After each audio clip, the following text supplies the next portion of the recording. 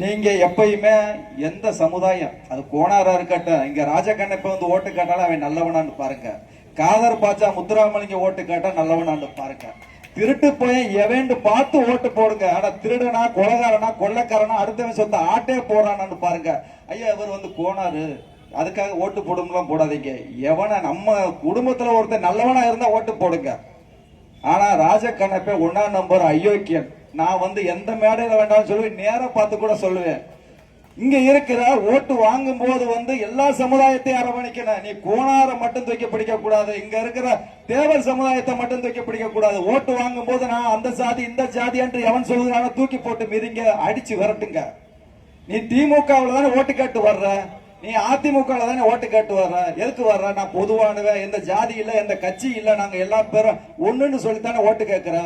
ஏன்னா ஜாதினா பண்ணி ஜாதியை மட்டும் போய் உன் ஜாதிக்காரன்ட்ட மட்டும்தான் நீ ஓட்டு கேட்கணும். நான் வந்து இந்த ஜாதியில பிறந்த இந்த ஜாதியை தவிர எனக்கு எந்த ஜாதி ஓட்டு வேணாம்னு சொல்லுங்க, ஒரு அயோக்கியன்னு சொல்ல மாட்டான். அது ஆரியனாக இருக்கட்டும் திராவிடனா இருக்கட்டும், 2 திருட்டு அயோக்கியர்களை நம்ம வீழ்த்தாம தமிழ்நாட்டில் தமிழ் தேசிய அரசியலை வெல்ல முடியாது.